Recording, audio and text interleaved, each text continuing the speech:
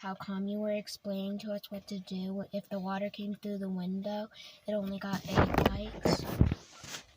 That's what I talk about. There's mean people out there that want to sit there, and it's easy to judge people from their computer screen of we did this, this, and this, but they don't know the reasons why we did this. So today is September 28th, 2023. We're having a moment of reflection. Hurricane Ian.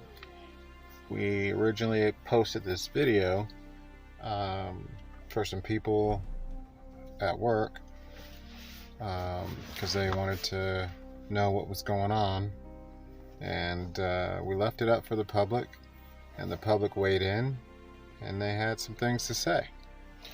And due to our hectic life after a hurricane, if you survived a hurricane, you might know what we're talking about. If you haven't, then you're an outsider judge. But we didn't have a chance to get back to address some of these comments, and we appreciate everybody that watched the video. And now we'd like to take time to go over some of those comments. There were some legitimate questions. There were some trolls, mean people on the internet, whatever. But we do want to... We're in no way YouTubers. No, that is not our profession or what we do. Any documentation that we did that day was purely for ourselves and to remember that day and things that were going on, and we had no clue how that day was going to change our lives. So one of the first things that we wanted to address was somewhere there's a comment about why didn't we leave? And my wife is pretty awesome in documenting the days leading up to the hurricane. And quite honestly,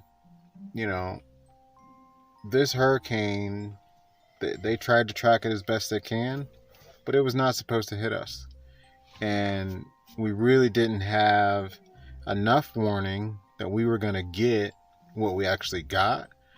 And by the time we knew it was time to go, we went out to the vehicle and it wouldn't start, and we had a flat tire, and it was panic mode, and that we couldn't leave. So plan B, what do we do? So, in hindsight, in hindsight, we would do a lot of stuff differently. But we couldn't get anybody to come out and fix the vehicle at the point that we knew that the hurricane was getting closer. When we found out about the hurricane, it was too late for us to really act and do anything major. Going back and looking at where it was supposed to go, it was supposed to go up to like Alabama and the Florida Panhandle. And at the point that we found out it was around Tampa, that it was going to hit Tampa and devastate Tampa, we would have just got a storm that we had already been through in the past few years before that.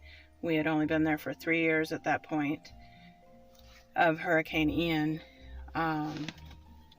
We were originally from another state, went to Florida for my husband to start a new job, and there was always the talk of if a hurricane came, we'd just leave. No matter, if it was coming close, we would just leave, no questions asked. We'd grab, our most prized possessions and just leave to be safe. And COVID changed all that. It wreaked havoc on our family. I nearly died. My kids were very ill. My husband suffers from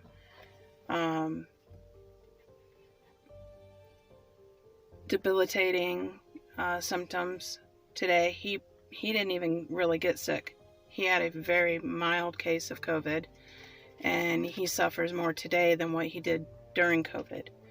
And I had it so bad that I was pretty much on my deathbed for 11 months. And then it just kept getting worse and worse and worse. And you don't know unless you've dealt with it. A lot of people, COVID doesn't affect them, and they don't understand. And what we went through was just so bad that it just made life difficult for us, and it changed things. So our thinking on the hurricane, when we found out, okay, we'll leave. Well, the vehicle didn't start. We had a 2019 Chrysler Pacifica, and it was new to us when we had moved, and it didn't start because we didn't go anywhere. So we weren't able to leave. We had every intention to leave, but with that happening, we couldn't leave. And, you know, how were we going to get out? There were people going to shelters. It wasn't safe for us to go to a shelter. Things would have ended up much worse for us had we went to a shelter. I could be dead. One of my kids could be dead. Multiple could be dead. My husband could be dead. So it was a very hard choice for us. I'm having trouble breathing right now, so you'll have to continue talking. Well, I think the bottom line is, you know, we were thoughtful in what happened. But obviously the internet has opinions and all that, and we just wanted to address that given the circumstances. There was the mandatory evacuation was not made until that morning. That morning that Hurricane Ian came and destructed everything that we had. It was that morning that the town made their mandatory evacuations. But I think we had a day and a half, 2 days.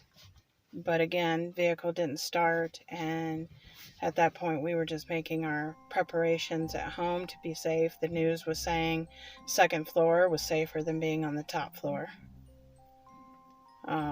You know, it was very hard for us and very scary for us to go through what we went through. Sorry to interrupt. I had to fill that in about the evacuations, and I think I kind of trailed on the COVID and didn't explain better of how when we found out.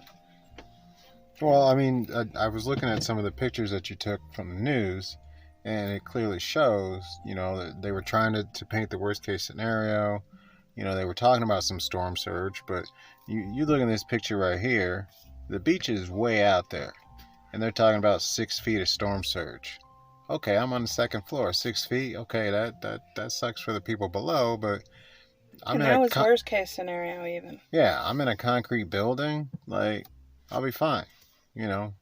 But what actually happened, I think we ended up getting 15, 18 feet of surge. And if you've seen any of the other videos, I mean, Fort Myers Beach was devastated. But given the information that we had, you know, no way off the island, what do? We hunker down. You prepare to ride it out, and you make the best of the situation. So I don't want to, you know, linger on the point. There's some other comments to potentially get to, but that is a big question. People just want to know why did you stay? Was it to get the footage? No. You know, we like documenting our lives, and this thing was happening around us once in a lifetime. So yeah, let's get some footage. But we barely got footage because our electric went out at 12:30 something p.m. in the afternoon. So we barely got any footage. We had this. Can people see this? Yeah, they can see what's on the screen here. So what is on the screen is basically our security camera. And I had moved it to a different position. It was already in that window, I believe, that day. We had multiples.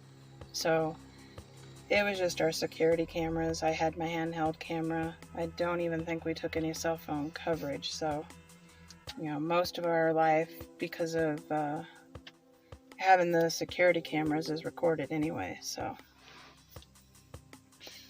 All right, so let's see.